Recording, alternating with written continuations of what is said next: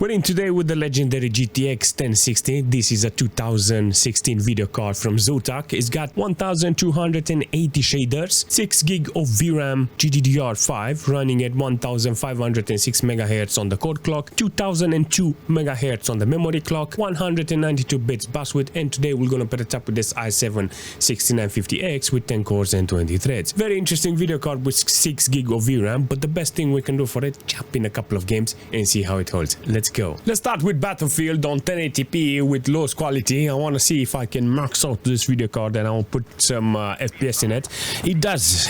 On 1080p with lowest quality you get 200 FPS. You can go higher resolution depending on what you have, but efficiency for me will be ideal. What do you mean efficiency? You got 200 and nearly 250 watts. Well, I will lock the FPS for, let's say, 144 Hz and it will be much better. But I wanted to see and show you that the video card is only half utilized in this case to give me maximum FPS this game can offer. So in this situation with lowest quality, you can actually see it doesn't look that bad. It looks very rugged, but I'm gonna go on maximum quality and see how it's running there. But until now, this is my settings. I would like to play the game, you know. So it looks okay even like this. It runs very nice, snappy. I got only 1.4 gig of VRAM allocated and 400 process, so it's in the right direction with this. It's got 60 degrees on this and only 66% fan speed. It's got a long way to go, you know, for this, but it's okay. I like it, seriously. I like this settings, resolution and quality, and how it's performing. 198 FPS on average. I'll take it. Let's jump on maximum quality now and see how it's running. Now I got a maximum load on the core of the video card. It's holding okay-ish. Performance is good, average is good, quality is good. The video card holds. I have this amount of VRAM here, but I don't use it here. 6 gig of VRAM in this game is not very ideal. The only thing I want is a bigger fin here. Bigger radiator will be useful in this situation because it's getting hot, you know, 60 degrees with this. In the air is totally different with this. You see, we can actually take this jet and put maximum details in the air. See, every time it's reaching 200 FPS, it's totally different. The moment it's got the map, it's got the GPU bound. I got 193 FPS on maximum quality. I think that the resolution and the quality here is the best because it's offering me exactly what I need. I mean, maximum load on the core, maximum quality, everything. It's in this direction with this, seriously. So it does exactly what I need for this game. So this 1060 with this amount of details, it's on the limit of the FPS that you can get in the game. Let's see how it's running in Fortnite with performance mode. It looks and it runs gorgeous, seriously. I got a little scared here because I have a CPU bottleneck, but it's holding really well here because it's over 200 FPS. So the GPU itself doesn't have any problems in this case. 250 FPS on average on 1080p with performance mode, low quality because, you know, I like my FPS to be like snappy. 200 and nearly 300 watts consumption from this. Bro, what the heck?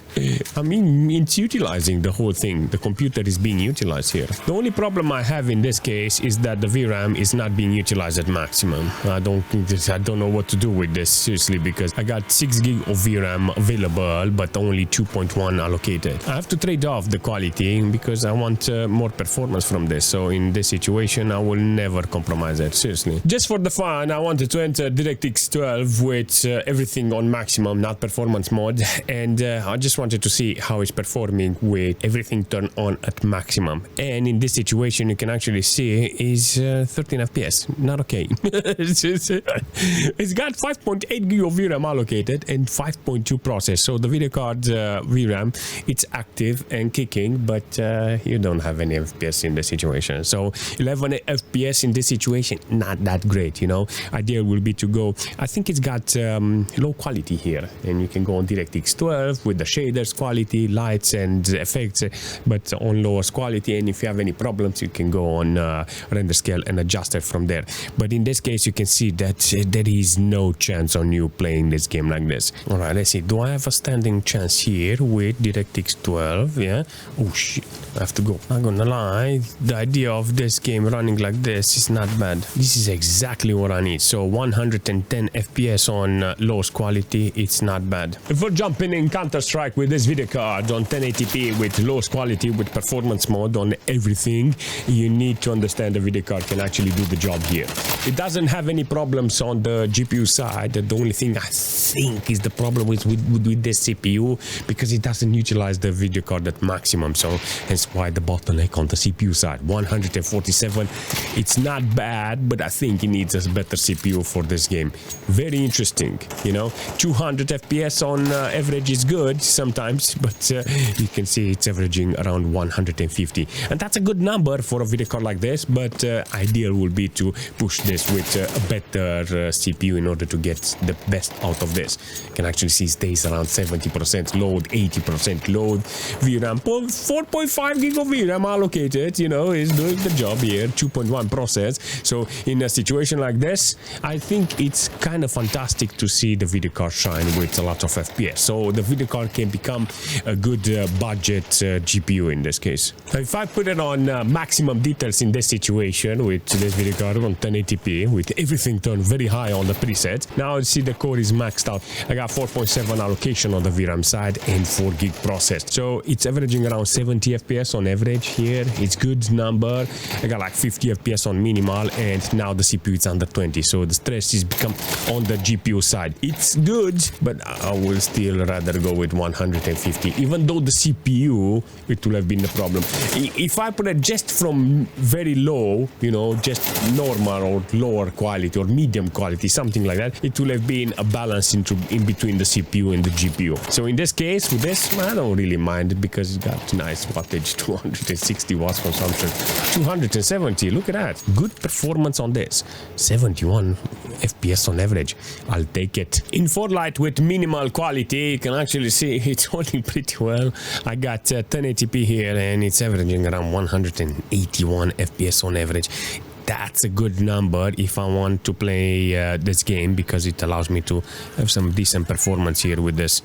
And this is the only thing that matters. Seriously, this is a good thing to see from this. The GPU doesn't have any problems in this case. The VRAM, barely a portion of it is being utilized on the VRAM side. Temperature is going 68 degrees and it's got 90% fan speed. It's doing the job, but it's almost there with 100%. There is one that you cannot find at the end, just at the end. Everything is on epic, maximum quality in the game, and I'm actually surprised how the video card is holding. It does a fantastic job in this case, and it's holding with 75 FPS on average, 58 on minimal. It's using 3.7 gig of VRAM. It's allocating really nice here, 5 gig of VRAM. That means the video card can actually do the job here. Definitely in the right direction with this when it comes to this video card and the performance. Everything is spot on with this. Maximum load on the video card's core with 70 degrees. This is the moment the video card managed to reach 100% fan speed in order to keep it cool. On the system side, I got like 10% load on the CPU. It's not bad on the CPU side. 1050 it's actually good, but you have to be very careful in this case, because if it drops below 70 FPS, 60 FPS, it's gonna be unplayable. Ideal will be to have a balanced quality in order to get over 100 to have a little buffer in front. So yes, it is possible to play with high quality, but you're on the limit with it. Let's jump into Crossout and see how it's running with 1080p and low quality. It's gonna be a very interesting performance from this computer. Oh yeah, definitely in the right direction with this. 299 FPS.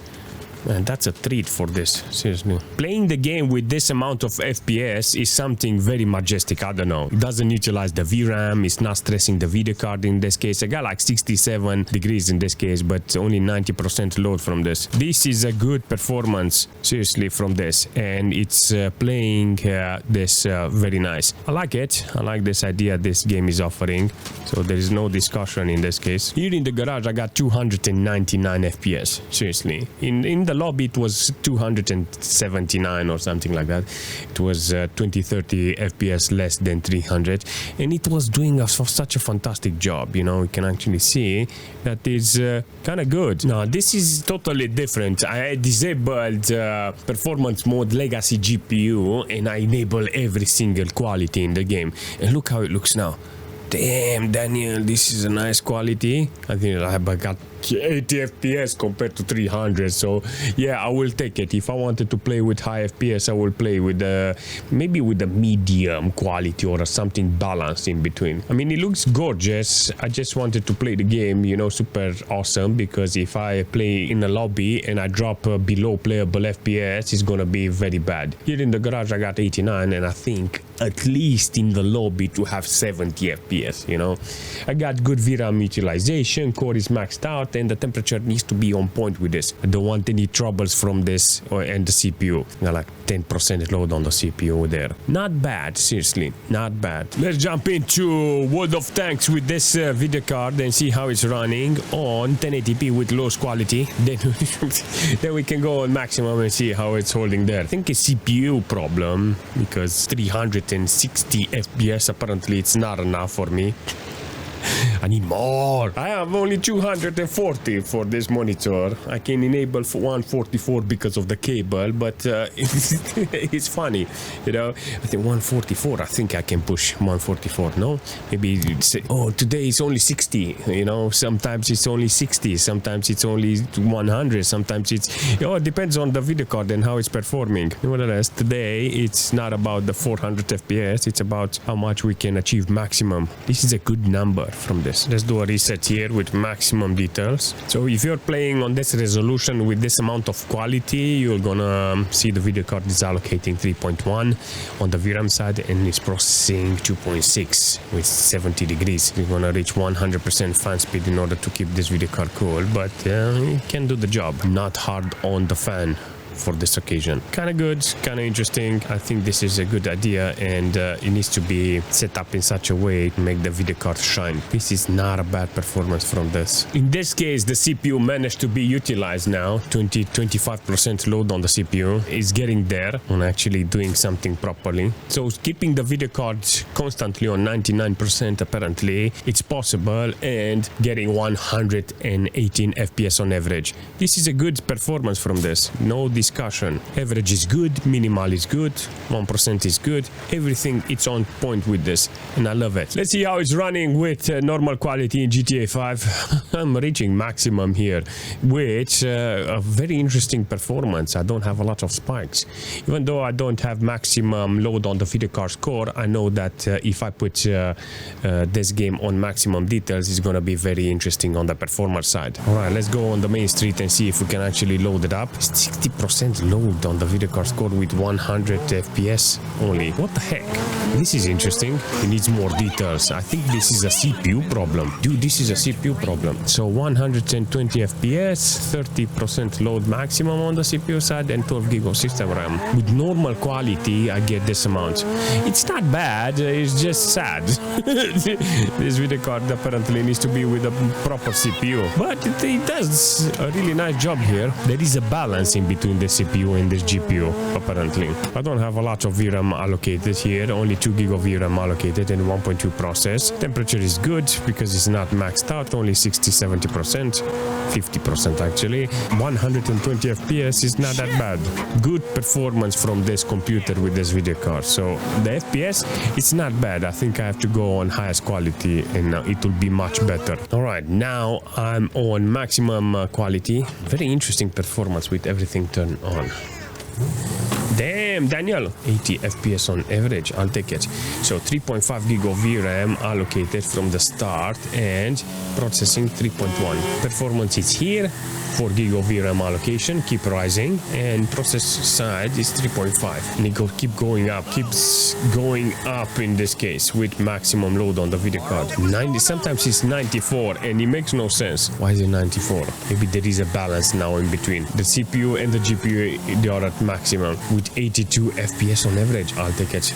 I have to drive just a little more to see if it's averaging that, and if not, that's it. Call it a win, because the video card and the CPU can do the job. Let's play Star Wars with 1080p and lowest quality, and after we're gonna go on higher details in order to see how it's holding with this. 3.1 GB of VRAM allocated and 2.2, but I had hundreds of FPS. This is what I want first. Hundreds of FPS. Look at that. Nearly 300 watts. This is a good performance from this video card. No discussion. This is how I will play it with 99% load and 66 degrees. sometimes it's dropping below. Bro, the quality, it's even like this awesome with low quality. Skywalker has been spotted.